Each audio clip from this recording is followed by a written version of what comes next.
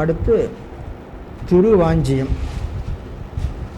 திருவேழிமடையில் அது தங்கி படிக்காசு பெற்று பஞ்சமெல்லாம் போக்கின பிறகு பிற பதிகள் வணங்குவதற்காக புறப்படுகிறார்கள் 2 பேரும்.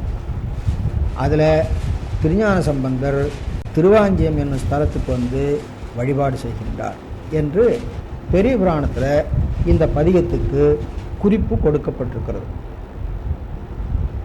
தென் திருவாஞ்சிய மூதூர் சென்று சேர்ந்தார் என்று சொல்லி இந்த ஸ்தலத்துக்கு இந்த பெயருக்கு ஒரு விளக்கம் சொல்லுகிறார்கள். திருமால் திருமகளை வாஞ்சித்து பெற்ற தலம். வாஞ்சித்தல்னா விருப்பப்படுதல் அப்படின்னு அர்த்தம். அவன் ரொம்ப வாஞ்சனையாக இருக்கிறான்னு சொல்கிறது உண்டு. குழந்தை இடத்துல ரொம்ப பிரியமாக இருந்தால் ரொம்ப வாஞ்சனையாக இருக்கிறான்னு சொல்கிறது உலகியல் வழக்கு. அதை அடிப்படையில் வச்சு இந்த பெயருக்கு பொருள் சொல்லுகிறார்கள். இது காசிக்கு சமமான தலம் என்றும் கருதப்படுகிறது.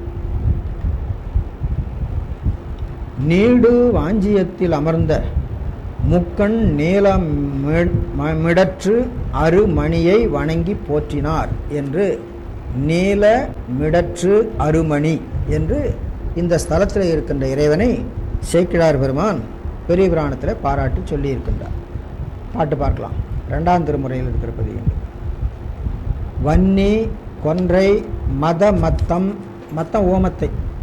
இங்கே மதம் என்பது தேனினை உணர்த்துகிறது.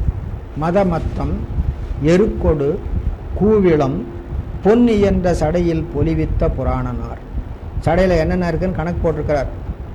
வன்னி தழை இருக்கிறது, கொன்றை மலர் இருக்கிறது, ஊமத்தை மலர் இருக்கிறது, எருக்கு மலர் இருக்கிறது, கூவிளம் வில்வம் இருக்கிறது. எதுவும் நமக்கு ஆகாது. இது யாராவது தலையில் சூடிக்குவோமா? பொன்னி என்ற சடையில் பொலிவித்த புராணனார். அந்த சடை பொன்னி என்ற சடை, பொன்போலும் சடை. அதில் இவை நின்று அழகு பெறுகின்றன. பொலிவித்த இந்த பொருளால் சடைக்கு பொலிவில்லை, சடையினாலே இவற்றுக்கு பொலிவு. அதனால் பொலிவித்த சடை. பொலிவித்த புராணனார் தென்னை என்று வரிவண்டு இசை செய் திருவாஞ்சியம். தென்னை என்று குறிப்பு சொல். தென்னா தென்னான்னு பாடுது, தென்ன தென்னான்னு பாடுது அப்படின்னு சொல்லி சொல்லுவாங்க. என்னை ஆளுடையான் இடமாக உகந்ததே. திருவாஞ்சியம் இடமாக உகந்தது அப்படின்னு அர்த்தம் பண்ணிக்கொள்ள வேண்டும். காலகாலர் கரிகானிடை மாநடம் ஆடுவர். கரிகான் எல்லாம் கரிகின்ற காடு, எல்லாம் அழிந்து போகின்ற காடு. அதான் சங்கார காலத்து இடம். கரிகானிடை மாநடம் ஆடுவர். மேலர் வேலை விடம் உண்டு இருள்கின்ற மிடற்றினர். மேலர் என்பது பரமன் என்ற வடமொழிக்கு நேரான தமிழ் மொழி. பரம்னா மேலு, பரம்னா மேலே இருப்போன்னு அர்த்தம். அதை இவர் தமிழில் என்ன பண்ணிருக்கிறார்? மேலர் அப்படின்னு சொல்லியிருக்கிறார். மேலர் வேலை விடம் உண்டு இருள்கின்ற மிடற்றினர். மாலை கோல மதி மாடம் மன்னும் திருவாஞ்சியம். திருவாஞ்சியத்தினுடைய ஸ்தலப்பு சிறப்பு சொல்கிறார். மாடம் மன்னும் திருவாஞ்சியம். அந்த மாடம் எப்படி இருக்குன்னு கேட்டால், மாலை காலத்தில் அழகிய சந்திரன் வந்து தங்கியிருக்கும்படியான மாடம். அப்படின்னா என்ன அர்த்தம் கேட்டால், அந்த அளவுக்கு உயரமாக இருக்குது அப்படின்னு அர்த்தம். அந்த அளவுக்கு உயரமாக இருக்குமா? சந்திரமண்டலம் வரைக்கும் உயரமாக இருக்குமா? அப்படி இருக்காது. தூரத்தில் நின்று பார்க்குற பொழுது இந்த சந்திரன் இந்த மாளிகையின் உச்சியில் இருக்கிற மாதிரி தெரியும். அது வானத்தில் தான் இருக்கும்.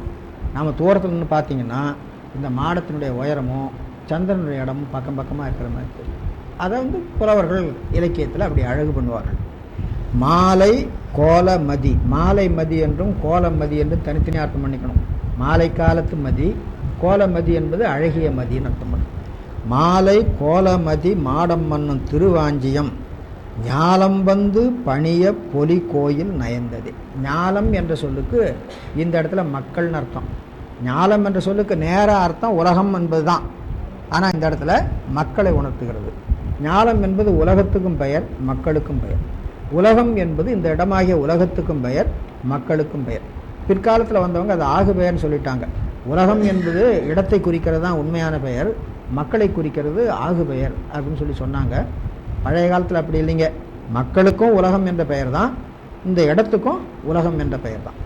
பதிற்றுப்பத்தில் உண்ணா பைநிலம் மக்களை சொல்கிறார். விரதம் கிடக்கிற மக்கள் இருக்காங்கல்ல, அவங்கள சொல்கிறார். அது மாதிரி ஞாலம் வந்து பணிய பொலி கோயில் நயந்ததே. அடுத்த பாட்டு ரொம்ப அருமையான பாட்டுங்க. மேவில் ஒன்றர் விரிவுற்ற இரண்டினர் மூன்றுமாய் நாவில் நாலர் உடல் அஞ்சினர் ஆரர் ஏழு ஓசையர் தேவில் எட்டர் திருவாஞ்சியம் மேவிய செல்வனார் பாவம் தீர்ப்பர் பழிபோக்குவர் தம் அடியார்கள். கடைசி வரியில் சிவபெருமான் தன்னோட அடியார்களுக்கு என்ன செய்கிறார் அப்படிங்கிறத சொல்லியிருக்கிறார். 2 வேலை சொல்லியிருக்கிறார், பாவம் தீர்ப்பர் பழி போக்குவர் என்று. சரி, அவர் எத்தகையவர் அப்படிங்கிறது தான் ஒரு அலங்காரத்தில் வச்சு சொல்லியிருக்கிறார். எண் அலங்காரம் அப்படின்னு ஒரு அலங்காரம் செய்யுள்ள 1 2 3 4 5ன்னு எண்ணு பெயர்களை வச்சு பாடுறது. அதில் 2 வரிசை உண்டுங்க. 1லேருந்து 2 3 4 7 வரிசையில் பாடுறது உண்டு. சிலதில் மேலேருந்து கீழே இறங்கு வரிசையில் பாடுறது உண்டு. இவர் எண்ணலங்காரத்தை 7 வரிசையில் வச்சு பாடுகிறார். சிவபெருமான் ஒன்றாய் இருக்கிறார், எண்ணில் ஒன்றர், இது மேவில் ஒன்றர்.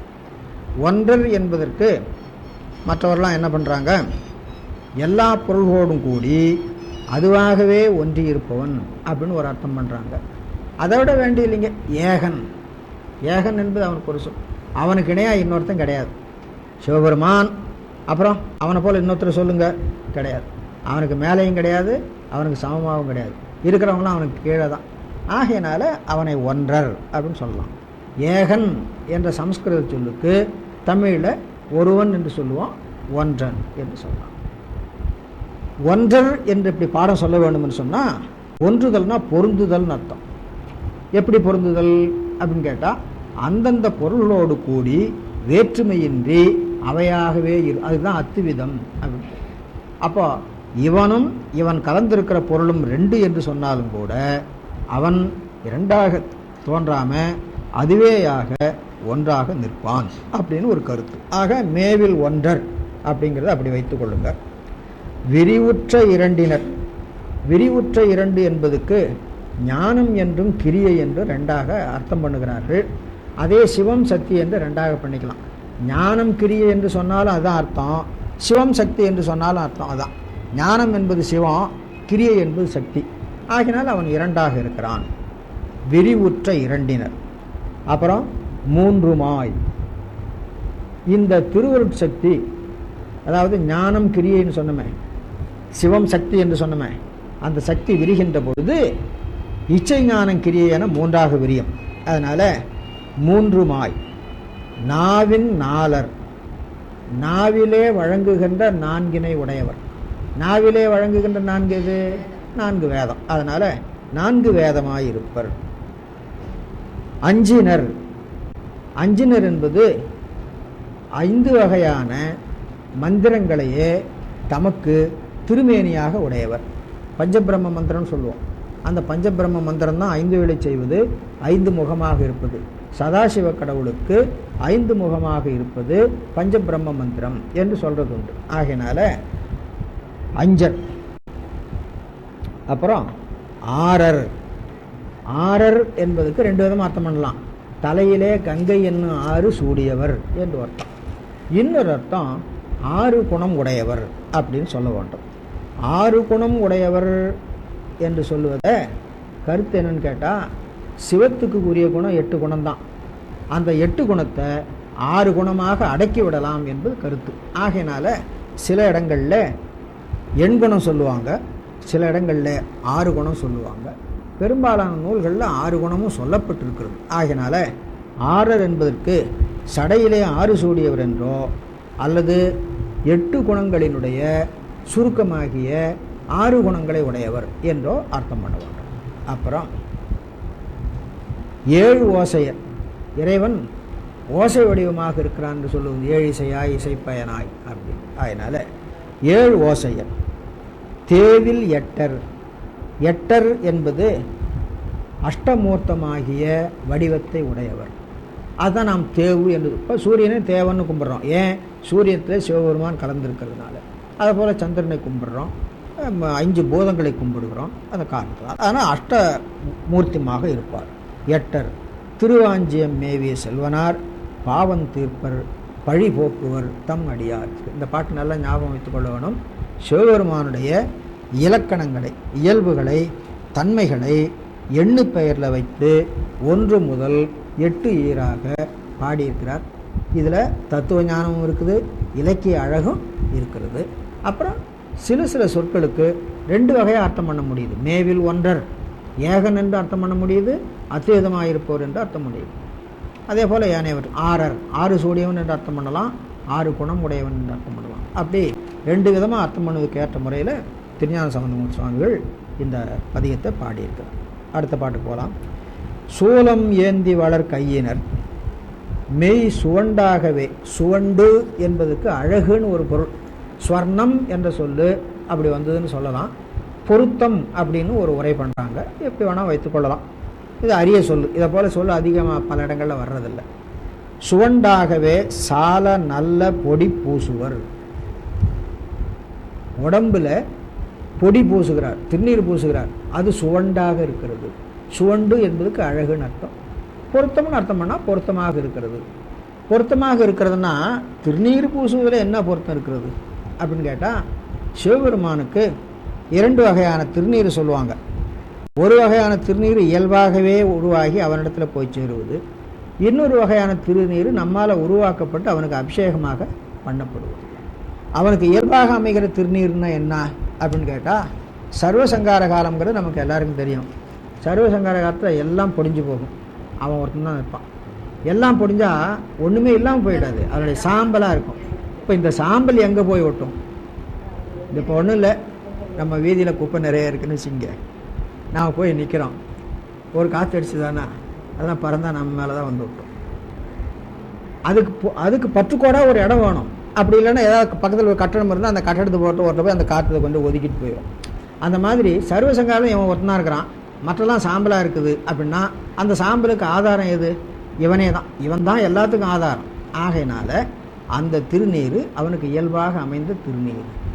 2வது நாம் அபிஷேக காலத்தில் ஆட்டுகின்ற திருநீர், பூசுகின்ற திருநீர், இதெல்லாம்.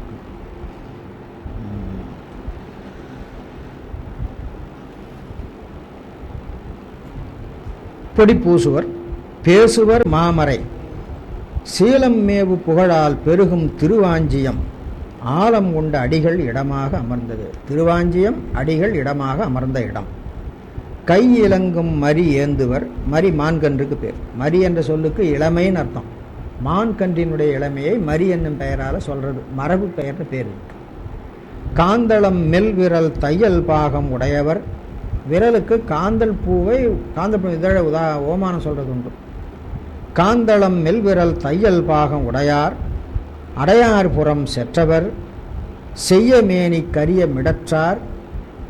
திருவாஞ்சியத்து ஐயர் பாதம் அடைவார்க்கு அடையா அருநோய்களே. நமக்கு நோய் வராமல் இருக்க வேணும் அப்படின்னு சொன்னால் என்ன பண்ணணும் அப்படிங்கிறது இந்த பாட்டில் ஒரு வழி சொல்லியிருக்குது. சிவபெருமானுடைய திருப்பாதத்தை அடையுங்கள். சிவபெருமானுடைய திருப்பாதத்தை அடைந்தால் உங்களுக்கு நோய் வராது. இதோ சுருக்கமாக சொல்லிட்டாரு. நாமெல்லாம் போய் திருவாஞ்சியத்தில் போய் கும்பிட்டா நமக்கு நோய் வராது. அந்த கருத்தில் இந்த பாட்டை எடுத்துக்கொள்ளக்கூடாது. ஐயர் பாதம் என்பது ஞானத்தை உணர்த்துவது. திருவடி என்பதும் திருவருள் என்பதும் சக்தி என்பதும் ஞானம் என்பதும் சிவபெருமானுடைய திருவடியைத்தான். ஞானம் அடைந்தவர்களுக்கு நோய் என்பது பிறப்பு இல்லை அப்படின்னு அர்த்தம். யார் பிறப்பு அற வேண்டும் என்று நினைக்கிறீர்களோ அவர்கள் திருவாஞ்சியத்து ஐயர் பாதம் அடைமின் அப்படின்னு நமக்கு அறிவு சொல்கிறார். அப்போ நாம் என்ன பண்ணணும்? அப்போ நமக்கு உடம்புல ஏதாவது நோய் இருந்தால் கோயிலுக்கு போகக்கூடாதா, சாமிகிட்ட வேண்டிக் கொள்ளக்கூடாதா? அது பற்றி நம்ம திருஞான சம்பந்தர் இந்த பாட்டில் ஒன்றும் சொல்லலையா அப்படின்னு கேட்டால், இந்த பாட்டை நாம் எப்படி அர்த்தம் பண்ண வேணும்? அவருடைய திருவடியை அடைந்தால் பிறவி பிணியையே நீக்குவார் என்று சொன்னால் இந்த உடம்புக்கு வந்த பிணியை நீக்குவது அரிதோ? அப்போ உடம்புக்கு வந்த பிணியையும் நீக்குவார், பிறவி பிணியையும் நீக்குவார், அப்படி அர்த்தம் பண்ணிக்கொள்ள வேண்டும். ஆனால் பாட்டுக்கு உண்மையான பொருள் என்னன்னு கேட்டால், பாதம் என்பது ஞானம்தான், நோய் என்பது பிறப்பு தான். ஞானத்தை அடைந்தவருக்கு பிறப்பு என்பது இல்லை. ஞானத்தை அடைந்தவர்களுக்கு பிறப்புங்க இல்லைன்னு சொல்கிறீங்களே, சன்னியாசம் பெற்றவருக்கு பிறப்பு இல்லைன்னு சில பேர் சொல்லுகிறார்களே. சன்னியாசம் என்பது ஞானம்தான். சன்னியாசம் என்பது ஏதோ வீட்டை விட்டு வேலைக்கு தனியாக இருக்கிறது, காவி கட்டிகிட்டு இருக்கிறது அப்படின்னு அர்த்தம் இல்லை. சன்னியாசம் என்ற சொல்லுக்கு பொருள் ஞானத்தை எப்பொழுதும் பற்றி கொண்டிருப்பது. சத்து நியாசம் ரெண்டும் சேர்ந்து சந்நியாசம்னு வரும். நியாசம் என்பதுக்கு இன்னும் வருது இல்லை, அந்த எண்ணுக்கு தகுந்தாப்பில் சத்து என்பதற்கு இத்து என்ன மாறிடும். அப்போ சத்து நியாசம் சந்நியாசம். சத்து என்பது உள்ளது அப்படின்னு அர்த்தம். என்றும் உள்ளது எதுவோ அது சித்தாக ஞானமாக இருக்கும். அந்த சித்தையே எப்பொழுதும் தொட்டு நேசித்தல்னா தொடுதல்னு அர்த்தம். நம்ம அங்கநியாசம் கரநியாசம் சொல்கிறோமில்ல, தொடுதல்னு அர்த்தம். அது தமிழில் தொடுமிடம்னு சொல்லுவாங்க. அதனால் சத்தென்னும் பொருளையே எப்பொழுதும் தொட்டு கொண்டிருப்பவன் எவனோ அவனுக்கு சன்னியாசின்னு பேர். இந்த சன்னியாசிக்கு விளக்கமாக திருவந்தியாரில் ஒரு பாட்டு இருக்கு. எட்டு கொண்டார்தமை தொட்டு கொண்டேன் என்றார். எட்டு கொண்டார் 8 உருவமுடைய அஷ்டமூர்த்தமுடைய சிவபெருமான், அவரை தொட்டு கொண்டே இருப்பது தான் சன்னியாசம். அப்போ சன்னியாசம் என்பதற்கு அந்த திருவந்தியார் பாடல் ஒரு விளக்கம் அப்படின்னு நினைவு வைத்துக் கொள்ள வேண்டும். எனவே எதா இருந்தாலும், தீட்சையாக இருந்தாலும் சரி, சந்நியாசமாக இருந்தாலும் சரி, யோகமாக இருந்தாலும் சரி, இதனால் விளைவதெல்லாம் ஞானம். ஞானத்தினாலே தான் வீடு பேறு, ஞானத்தினாலே தான் பிறவி நீக்கம். அது வந்து வேறு எதனாலும் பிறவி நீக்கம் இல்லை அப்படின்றோம். அப்போ நான் தீட்சை தானே பெற்றேன், சாஸ்திரமெல்லாம் படிக்கலையே அப்படின்னா, தீட்சை பெற்றது தான் ஞானம். தீட்சை பெற்றது எப்படியா ஞானம் ஆகும் அப்படின்னு கேட்டால், தீட்சையில் என்ன பண்ணுறாங்கன்னு தெரிஞ்சு தீட்சை பெற்றிருந்தால் அதுதான் ஞானம்ங்கிறது எல்லாருக்கும் புரியும். தீட்சையில் என்ன பண்ணுறாங்க அப்படின்னு கேட்டால், கலா சோதனை, அத்துவ சுத்தி அப்படின்னு 2 நிலை உண்டுங்க. நமக்கு 6 அத்துவா உண்டு. அந்த 6 அத்துவாக்களில் கலை என்ற ஒரு அத்துவா உண்டு. கலை என்ற அத்துவாவில் தான் மற்ற 5 அத்துவாவும் ஒடுங்கி இருக்குது. நாம் செய்கின்ற செயல்களெல்லாம் இந்த அத்துவாக்கள், அத்துவானா வழின்னு அர்த்தம், அத்துவாக்களின் வழியாகத்தான் நடைபெறுகின்றன. எனவே நமக்கு புண்ணியம் பாவம் என்பதெல்லாம் இந்த 6 வழியாகத்தான் வரும். அப்போ குரு என்ன பண்ணுகிறார், இந்த 6 வழியாக வந்த புண்ணிய பாவங்களை தீட்சையினாலே போக்குகிறார். அதுக்கென்று சில சடங்குகள் உண்டு. வேள்வி வேணும், வேள்வியில் அவி கொடுக்க வேணும், உரிய மந்திரங்களோடு கொடுக்க வேண்டும். இவையெல்லாம் செய்தால் அந்த ஆன்மாவை பற்றி இருக்கின்ற கண்ம மலம் நீங்கும்னு அர்த்தம். கண்ம மலம் நீங்கும்னா என்ன அர்த்தம், திருவைந்த இடத்துல நானா இருக்குது பாருங்க, அது நீங்கிடும். நானா நீங்கி போச்சுன்னா இந்த உடம்பு இருக்குது பாருங்க, இந்த உடம்பும் அந்த நானாவில் குறிப்பிடுவது தான். உடம்புக்கு வேறு வேலை இல்லை. உடம்பு எதுக்காக கொடுக்கப்பட்டது, கண்மம் செய்வதற்காகவும் கண்மத்தை அனுபவிப்பதற்காகவும் கொடுக்கப்பட்டது. கண்மமே போச்சுன்னு சொன்னால் இந்த உடம்பு சும்மா இருந்துக்கிட்டு இருக்கும். அதான் வரையறுக்கப்பட்ட காலம் வரையில் இருந்து கொண்டிருக்கும், அவ்வளோதானே தவிர இதுக்கு வேறு. எனவே மாயாமலமும் நீக்கம்னு அர்த்தம். மாயாமலமும் கண்ம மலமும் நீங்கிச்சுன்னா ஆணவமலம் நீங்கிச்சுன்னு அர்த்தம். எனவே தீட்சையினாலே நமக்கு மும்மலங்களும் நீக்கப்படுகின்றன. இதுக்கு மேலே என்ன ஞானம் இருக்குது? ஞானம்னா சாஸ்திரம் படித்தாதான் ஞானம்னு இல்லை. தீட்சையில் என்ன பண்ணுறீங்க சாமின்னு அவரை கேட்டால் அவர் சொல்லுவார். சாமி என்னமோ தீட்சை பண்ணுறேன்னு சொல்கிறீங்களே, என்ன பண்ணுறீங்க, இதனால் எனக்கு என்ன விளைய போகுது? சும்மா நான் கொண்டு வந்த பொருளெல்லாம் தீயில போடுறது தான் தீட்சையா, அதுதான் வேள்வியா அப்படின்னு கேட்டு பாருங்க. கேட்டால் அவர் சொல்லுவார், இதனால் உனக்கு கண்ம மலம் நீங்குகிறது, மாயா மலம் நீங்குகிறது, ஆணவ மலம் நீங்குகிறது. இந்த மலங்கள்லாம் இருக்கிறவர்கள் நீ அசுத்தம் உடையவனாக இருந்தாய், இதெல்லாம் நீங்கின பிறகு நீ சுத்தம் உடையவனாக இருக்கிறாய். சுத்தமுடைய உன்னிடத்தில் ஞானம் விளங்குகிறது. அந்த ஞானம் என்பது என்னுடைய சக்தி தான். அந்த திருவருள் சக்தியாக ஞானம் விளங்குகிற பொழுது அந்த சக்தியின் வழியாக நீ என்னை வந்து அடைவாய். என்னை வந்து அடைந்தால் உனக்கு என்றும் நீங்காத பேரானந்தம் உண்டாகும். இதுதானுங்க தீட்சையில் பண்ணுறது. அப்போ தீட்சை என்பது ஞானமா சும்மா வெறும் சடங்கா? அப்போ தீட்சையினால் விளைவதும் ஞானம். இப்போ ஞானம் என்பது சாஸ்திரத்தை படிக்கிறதுனால தான் வர்றது அப்படின்னு நாம் நினைவு கொள்ளக்கூடாது. கேள்வி மூலமாக வரலாம், ஆசிரியன் இடத்துல கேள்வி மூலமாக வரலாம். அப்படிங்களா சாமி, இவ்வளோ விஷயம் இருக்குதா, இவ்வளோ விஷயம் ஏதாவது நூலில் சொல்லியிருக்குதுங்களா அப்படின்னு நீங்கள் கேட்டிங்கன்னா உடனே அவர் என்ன பண்ணுவார், யாரையாவது அவருக்கு ஓய்வு இருந்தால் அவரே அல்லது வேறு யாரையாவது வச்சு என்னென்ன சாஸ்திரங்களை இவருக்கு சொல்லிக் கொடு, இது சொல்லிக் கொடுத்தா அவர் புரிஞ்சுக்குவார் அப்படின்னு சொல்லி. ஆக அந்த ஞானம் இன்றி வீடு பேர் என்பது கிடையாது அப்படிங்கிறத நம்ம நினைவு வைத்துக் கொள்ள வேண்டும். ஞானம் இன்றி என்று சொல்லுகிற பொழுது யாரும் பயப்பட வேண்டாம். நமக்கு கல்வி அறிவே கிடையாது, நமக்கு எப்படி ஞானம் வரும், நான் சாஸ்திரமே படிக்கலையே, நமக்கு எப்படி ஞானம் வரும் அப்படின்னா, ஞானம் என்பது படித்து தான் வர்றதுங்கிறது கிடையாது. உண்மையிலே ஞானத்துக்கு வழி கேட்டல் தான் வச்சுருக்காங்க, அதில் படித்தல் வச்சில்ல. கேட்டல், சிந்தித்தல், தெளிதல், நிட்டை.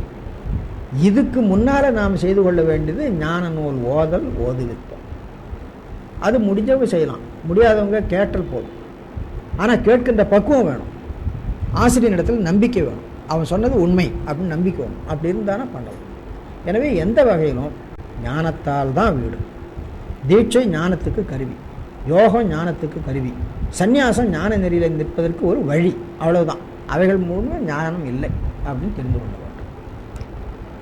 பாதம் அடைவார்க்கு அடையா அருநோய்களே.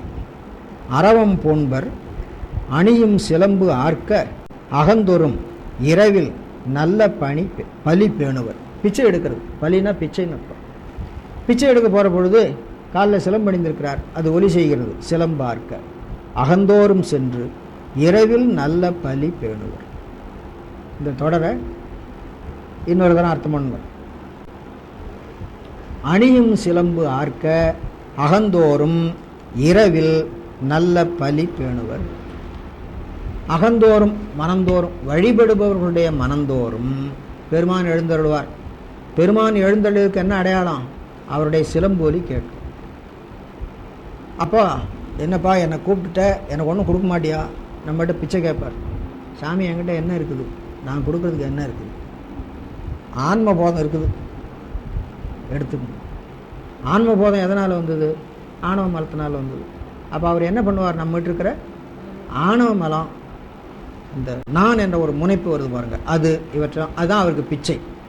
அவருக்கு நாம் இடுகின்ற பிச்சை என்னன்னு கேட்டால், நம்முடைய ஆத்மபோதம், நம்முடைய அறிவை மறைத்து கொண்டிருக்கின்ற ஆணவ மலம், இதைத்தான் வந்து கேட்பார்.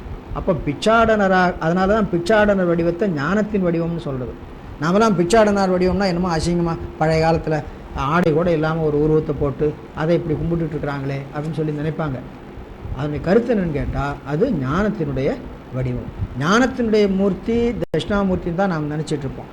பிச்சாடனரும் ஞானமூர்த்தி தான் அப்படிங்கிறத நினைவு கொள்ள வேண்டும். அவர்களுக்கெல்லாம் ஞானத்தை ஊட்டுவதற்காகத்தான் அவர் அந்த வடிவத்தில் வந்தார். அதை நினைவு கொள்ள வேண்டும். ஆகையினால எந்த பற்றும் இல்லாமல் எல்லாவற்றையும் நீங்கிய நிலையிலே நின்ற ஒரு மூர்த்தம் அது. அந்த மூர்த்தம் தன்னை அடைந்தவர்களுக்கு தன்னிடத்தில் வேட்கையை விளைவித்து ஞானத்தை கொடுக்கக்கூடியது. அதை தான் தாருகவனத்தில் அவர் செய்து கொண்டிருந்தார். நாம் இன்றைக்கு அந்த புராண கதையை வேறு விதமாக அர்த்தம் பண்ணி கொண்டு, என்ன உங்கள் சைவ சமயத்தில் சொல்லியிருக்கிற கதையெல்லாம் ரொம்ப அசிங்கமாக இருக்குது, கேட்குறதுக்கு அருவருப்பாக இருக்குது, ஒரு கடவுள் ஆடையும் இல்லாமல் பிச்சை எடுக்கிறதுக்காக மகளிர்கள் இருக்கிற இல்லந்தோறும் போயிருப்பாரா, இப்படி ஒரு கதை சொல்லலாமா நீங்கள் அப்படின்னு சொல்லி அவங்க கேட்பாங்க. கேட்டால் அவங்களுக்கு பதில் சொல்ல நாம் தயாராக இருக்கணும். அப்போ அதெல்லாம் ஒரு உருவகத்துக்காக சொல்லப்பட்டது. முழு எல்லாம் நீங்கிய நிலைக்கு நிர்வாணம் அப்படின்னு பேர். நிர்வாணம் என்ற சொல்லுக்கு எல்லாம் நீங்கிய நிலை அப்படின்னு அர்த்தம். பற்றறுதியைத்தான் அந்த நிர்வாணம் என்பது உணர்த்துவது. நாம் என்னமோ ஆடையின்றி இருக்கிறது அப்படின்னு நாம் சொல்லிட்டோம். அந்த சொல்லுக்கு அது கருத்து இல்லை. அந்த நிலையில் நின்றவர்களிடத்தில் எல்லாரும் விரும்புகிறார்கள்.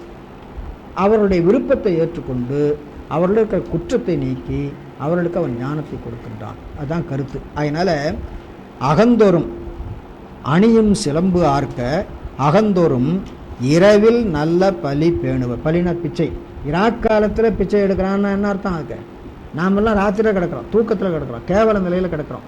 கேவல நிலையில் கிடக்கிற நம்ம எழுப்பி உன்னிடத்தில் இருக்கிற ஆணவமலம் காரணமாக இருக்கின்ற முனைப்புகளை, தற்போதத்தை என்னிடத்தில் பிச்சையாக போட்டுவிடும், நீ சுத்தமாகி விடுவாய் அப்படின்னு சொல்லி அவன் பிச்சை எடுக்கிறான். இதுதான் பிக்ஷாடன வடிவத்தினுடைய நிலை என்பதை நாம் தெரிந்து கொள்ள வேண்டும். நாணிலர், அவனுக்கு நாணம் என்பது ஒன்று இல்லை. நாணிலர் நாமமே பரவுவார் வினை தீர்க்க நின்றான். அவன் எதுக்காக இருக்கிறான்? அவனுடைய பெயரை சொல்லி புகழ்ந்து பாடுபவர்கள் யாரோ அவர்களுடைய வினையை தீர்ப்பதே தனது கடமை என்று இருந்து கொண்டிருக்கிறான். நாமமே பரவுவார் வினை தீர்க்க நின்றார் திருவாஞ்சியம் மருவி ஏத்த மடமாதொடு நின்றையும் மைந்தரே.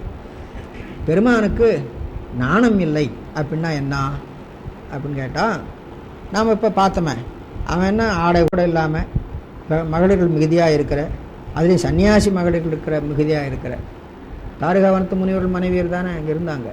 அந்த வீதியில் போயிட்டுருக்கான். அவனுக்கு கொஞ்சம் வெக்கமே இல்லை. அப்படி இல்லைங்க. அவனை பழித்துரைத்தாலும் சரி, புகழ்ந்துரைத்தாலும் சரி, பழித்துரைத்தானே என்று வருத்தப்படவோ நாணப்படவோ மாட்டான். புகழ்ந்துரைத்தானே என்று பெருமைப்பட மாட்டான். புகழ்ந்துரைப்பதனாலே அவனை ஞானத்தை பெற்றான் என்று நினைப்பான். சிவபெருமானை புகழ்ந்துரைப்பதனால் அவனுக்கு ஒரு லாபம் இல்லை. சிவபெருமானுடைய பெருமையை நாம் உணர்ந்து கொண்டிருக்கிறோம். அந்த ஞானம் நமக்கு இருக்கிறது. அப்படியான இவன் தகுதி உடையவனாக ஆகிவிட்டான், இவனுக்கு முத்தி இன்பம் கொடுக்கலான்னு முடிவு பண்ணிடுவான். எனவே அவனுக்கு விருப்பு வெறுப்பு, மானம் அவமானம் என்பது எதுவும் இல்லை. அவருக்கு நாணம் இருந்தால் சுந்தரமூர்த்தி சாமி ஒரு வார்த்தை கேட்டார், அதோட ஓடி போயிருப்பார்ல. நீ எத்தனை தீங்கு சொன்னால் யாதுமற்றவற்றால் நானேன், அப்படியே பாடியிருக்கிறார் சேக்கிழார் சுவாமி. நீ என்ன சொல்லுப்பா, நீ பைத்தியக்காரன்னு சொல்லு, ஏன்னா உளர்றேன்னு சொல்கிற, வயசானவன் சொல்கிற, வயசானவன் புத்தி கட்டு போச்சுன்னு சொல்கிற, நீ என்ன வேணாலும் சொல், அதை பற்றி எனக்கு ஒன்றும் வெக்கமில்லை.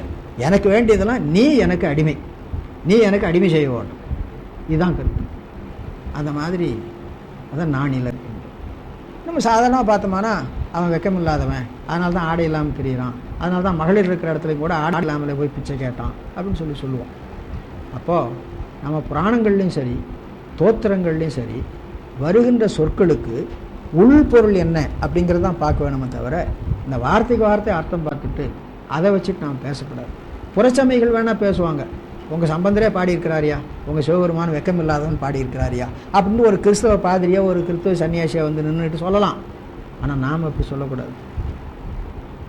நம்மளை பல பேர் ஆமாம் அப்படி தான் இருக்குது நம்ம சமயம், வெளியில் சொல்ல முடியறதில்லை அப்படின்னு நினைக்கப்படாது. அது என்ன கருத்து இருக்குதுன்னு பார்க்கணும். அடுத்த பாட்டுக்கு போகலாம். நாமமே பரவுவார். பரவுதல்னா முன்னின்று புகழ்தல்னு அர்த்தம். பரவுதல்ங்க புகழ்தல் தான் அர்த்தம். புகழ்தல் ரெண்டு வகை, பறக்கையில் நின்று புகழ்தலும் உண்டு, முன்னின்று புகழ்தலும் உண்டு. முன்னின்று புகழ்தலுக்கு பரவுதல் அப்படின்னு பேர். திருவாஞ்சியம் மருவி ஏத்த மடமாதோடு நின்ற எம்மைந்த. நாமெல்லாம் சென்று வழிபட வேண்டும் என்பதற்காக அவன் தனது சக்தியாகிய உமையம்மையோடு அங்கே எழுந்தருளி இருக்கிறான். வழிபாட்டில் சக்தியோடு கூடிய சிவத்தை தான் வழிபட வேண்டும் அப்படிங்கிறது ஒரு மரபு. எந்த மூர்த்தியை வச்சாலும் அதனுடைய சக்தியை பக்கத்தில் வச்சிடணும். சிவலிங்கத்துக்கு அந்த வம்பு வேண்டியதில்லை, ஏன்னா அது சக்தியும் சிவமும் இணைந்திருக்கிறது. அதனால் அங்கே ஒன்றும் இல்லை. அதுக்கும் கூட மனோன்மணி சக்தின்னு ஒன்று தனியாக வச்சுருவாங்க. ஆக எந்த மூர்த்தியும் அதனுடைய சக்தியோடு வைத்து வழிபடுறது ஒரு வழக்கு. விண்ணிலான பிறை சூடுவர் தாழ்ந்து விளங்கவே கண்ணினால் அனங்கன் உடலம் பொடியாக்கினார். கண்ணினால் நல்லா பார்த்து பிரித்து கொள்ளுங்க. கண்ணினால் அனங்கன் உடலம். அனங்கன் உடம்பு இல்லாதவன். அங்கம்னா உடம்பு, ந என்பது எதிர்மறை, ந என்பது அன்னுன்னு மாறி வரும். அன் அங்கன் அனங்கன் அப்படின்னு வரும். உடம்பு இல்லாதவன் அர்த்தம். அனங்கன் உடலம் பொடியாக்கினார். பண்ணில் ஆன இசை பாடல் மல்கும் திருவாஞ்சியத்து அண்ணலார். இசை பாடல் மல்கும் அண்ணலார், திருவாஞ்சியத்து அண்ணலார். எப்படிப்பட்ட இசைனா பண்ணில்லான இசை. பழைய காலத்து இசையெல்லாம் பண்ணு. இப்போ இந்த தேவாரமெல்லாம் இருக்குதே பண்ணு. இப்போ அந்த பண்ணெல்லாம் நாம் மறந்துட்டோம். இப்போ புதுசாக அந்த ராகம் அப்படின்னு ஒன்று, அந்த மேளகர்த்தா இந்த மேளகர்த்தா இத்தனாவது மேளகர்த்தான்னு கணக்கு சொல்லிகிட்டு இருக்கிறாங்க. அது கூட அந்த பண்ணையும் கொண்டு வந்து இணைச்சிக்கிறாங்க. இப்போ நமக்கு அதெல்லாம் மாறி போச்சு. இந்த முறையாக படித்த ஓதுவார்களுக்கு தெரியும். ஓதுவார்களும் கொஞ்சம் கொஞ்சமாக குறைஞ்சிக்கிட்டு வர்றாங்க. இப்போ ஓதுவார்களே பழைய முறைப்படி பாடக்கூடியவங்க இல்லை. இந்த காலத்து ராகம் தாளங்களோட பாடி பழகிட்டாங்க. அந்த பண்ணும் அந்த பண்ணுக்குரிய தாளமுமாக அதை பாடணும். பண்ணிலான இசை பாடல் மல்கும் திருவாஞ்சியத்து அண்ணலார்தம் அடி போற்றவல்லார்க்கு இல்லை அல்லரே. மாடம் நீடு கொடி மன்னிய தென்னிலங்கைக்கு மண் வாடி ஊட வரையால் அடர்த்து அன்று அருள் செய்தவர். வேடவேடர் திருவாஞ்சியம் மேவிய வேந்தரை பாட நீடும் மனத்தார் வினை பற்றறுப்பார்களே. பாட நீடும் மனத்தார், பாடுதலையே நெடிது செய்கின்ற மனத்தை உடையவர். மனம் இருந்தால் தானே பாட முடியும். மனம் வேறு ஏதாவது நினச்சிருந்தா பாட்டு பாட முடியாது. அதனால் பாட நீடும் மனத்தார் வினை பற்றறுப்பார்கள். வினை அறுப்பார், வினையின் பற்றும் அறுப்பார். பற்று என்பது வாசனை, கண்மமும் கண்ம வாசனையுமாகிய ரெண்டும் நீங்கும் என்பது கருத்து. அடுத்து இந்த ரெண்டாவது வரி கொஞ்சம் ஞாபகம் பண்ணிக்கொள்ளுங்க.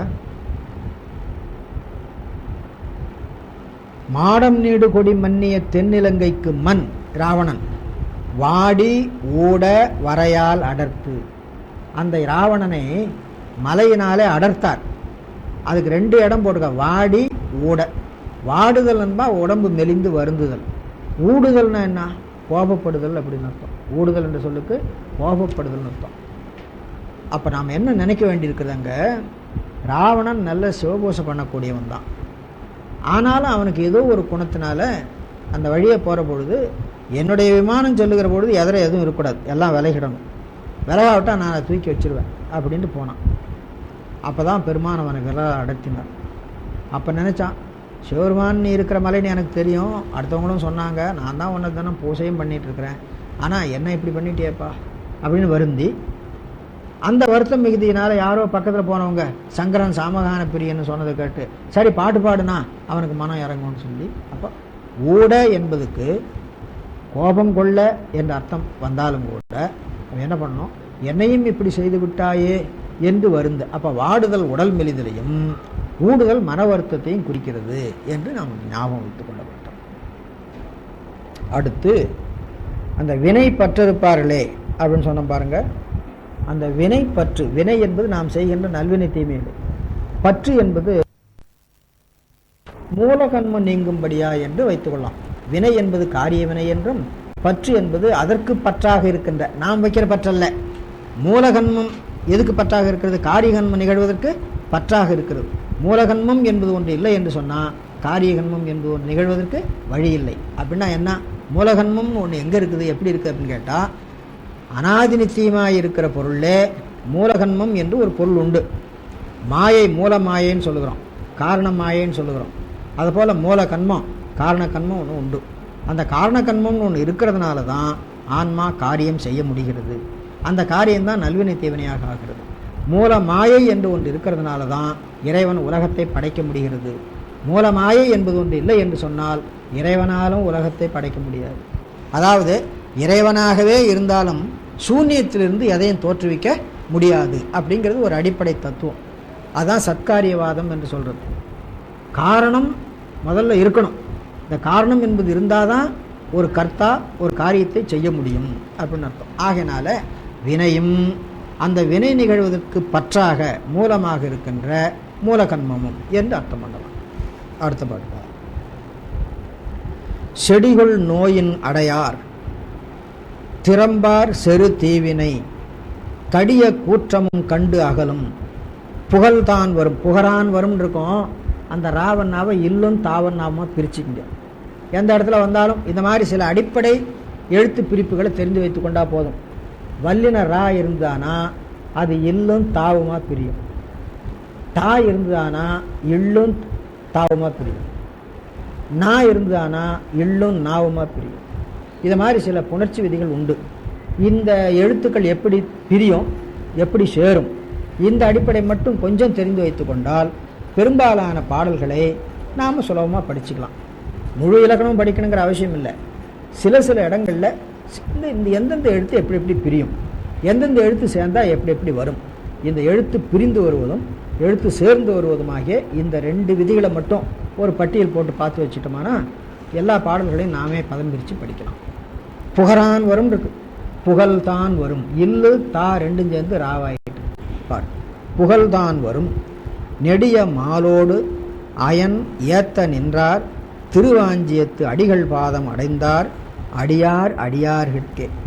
அந்த கடைசி வரை பாருங்க.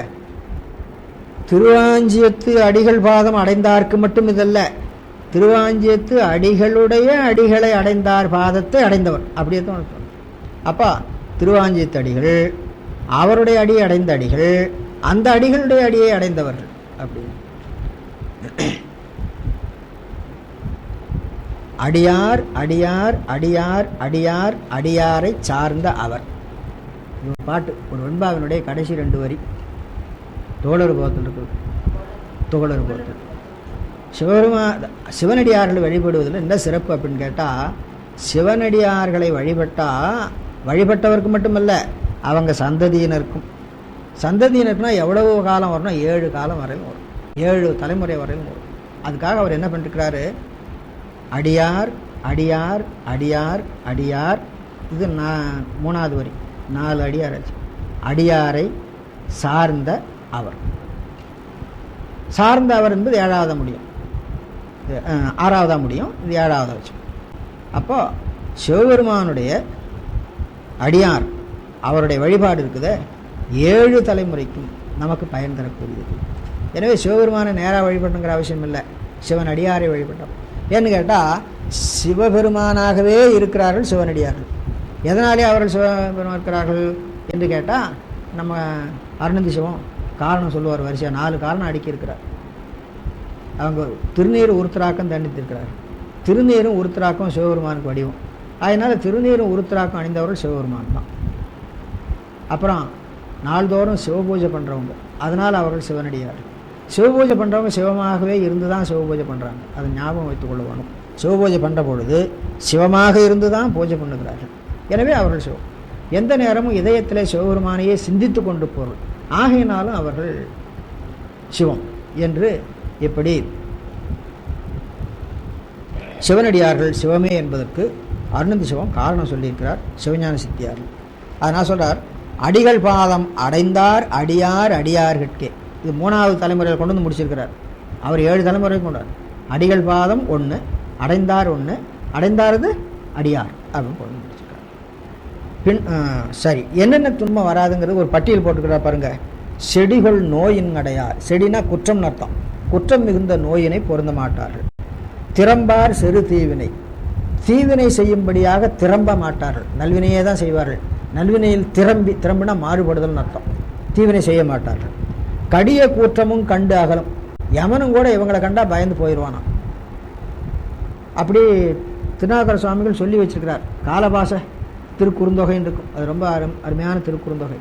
அவர் என்ன சொல்கிறாரு, சிவபூஜை பண்ணுறவங்க பக்கத்தில் போகாதீங்க, சிவபூஜை பண்ணுறதுக்கு பக்கத்தில் இருக்கிறாங்க பாருங்கள், அவங்க பக்கத்துலேயும் போகாதீங்க அப்படின்னு சொல்லி எங்கெங்கே காலனுடைய பாசம் அணுகக்கூடாது அப்படிங்கிறதுக்கு ஒரு வரையறை போட்டு சிவபெருமான் மீது ஆணையாக அந்த காலபாச திருக்குறுந்தொகை அப்படிங்கிறது பாடியிருக்கிறார்.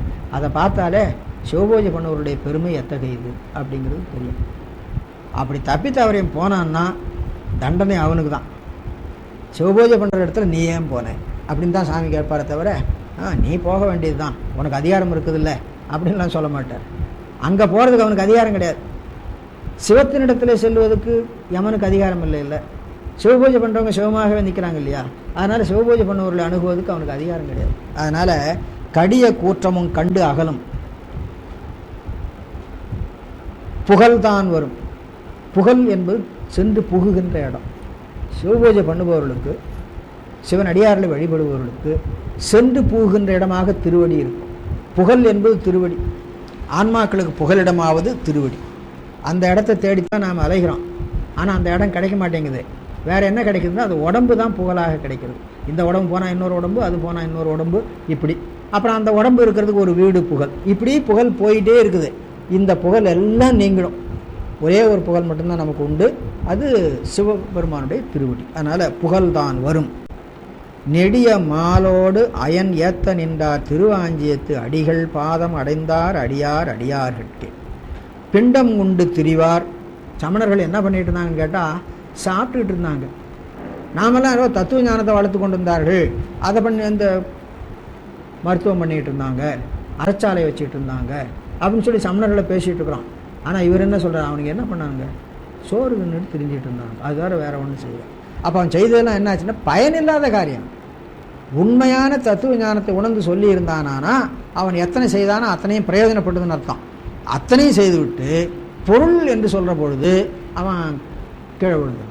உண்மை பொருளை சொல்லலை. அதனால் பிண்டம் உண்டு திரிவார் பிரியும் துவர் ஆடையார் தான் பௌத்தர்கள் துவராடை அணிந்திருந்தார்கள். எதுக்காக? நான் உலகத்தை விட்டு பிரிஞ்சிருக்கிறேன் அப்படிங்கிறத காட்டுறதுக்காக. பிரியும் என்பது உலகத்தாரை விட்டு தனித்து தோன்றுகின்ற ஆடை. பிரியும் துவராடையார் மிண்டர் மிண்டும் மொழி மெய்யல. அவங்களுக்கு பேர் என்ன வச்சுக்க பாருங்க, மிண்டர்னா தான் வலிமை பண்ணுறவங்கன்னு அர்த்தம். மிண்டும் மனத்தவர் போமின்கள் அப்படின்னு படிக்கிறோம் இல்லையா, அது மாதிரி மிண்டர். அவங்க சொல்கிற மொழியெல்லாம் மிண்டும் மொழி. நமக்கு வலியுறுத்தி நம்ம அந்த பக்கம் சேர்த்துக்கணும். அதனால் மிண்டர் மிண்டும் மொழி மெய்யலை. நீங்கள் சொல்கிறது நான் சொல்கிறது பொய்யில்லை அப்படின்னு சொல்கிறார். பொய்யிலை எம் இறை வண்டு கெண்டி மருவும். கெண்டுதல்னா கிளறுதல் அர்த்தம். பொழில் திருவாஞ்சியத்து அண்டவாணன் அடி கைதொழுவார்க்கு இல்லை அல்லலே. அண்டவாணன் அடி கைதொழுவார்க்கு இல்லை அல்லல் என்பது பொய்யில்லை அப்படிங்கிறார். என்பது பொய்யில்லை என்று சொல்கிறார். அடுத்து தென்றல் துண்ணும். இந்த கோட்டை தென்றல் உண்ணும்னு வருது பாருங்க. அந்த ரூணாவை இல்லும் தூவமாக பிரிச்சிங்க. இந்த புகரான் வரும் ரா என்பதை இல்லும் தாவமாக பிரிச்சணும். அதே மாதிரி இங்கே துன்றும் இல்லு தூணா பிரிச்சிங்க. தென்றல் துன்றும் பொழில் சென்று அணையின் திருவாஞ்சியத்து துன்றுதல்னா நெருங்கி இருத்தல் அர்த்தம். தென்றல் துன்றும் பொழில் சென்று அணையும் திருவாஞ்சியத்து என்றும் நின்ற இறையானை உணர்ந்து அடி ஏத்தலால் நன்று காழி மறை ஞான சம்பந்தன செந்தமிழ் ஒன்றும் உள்ளம் உடையார் அடைவார் உயர்வானுமே. வானுலகம் அடைய வேண்டும், சொர்க்கம் உலகம் அடைய வேண்டும், சிவலோகம் அடைய வேண்டும் அப்படின்னா திருஞான சம்பந்தர் பாடிய தேவாரத்தில் மனம் ஒன்றி ஓதிக்கொண்டிருங்கள், அதுதான் அதுக்கு வழி. அதனால் ஒன்றும் உள்ளம் உடையார் அடைவார் உயர்வானுமே.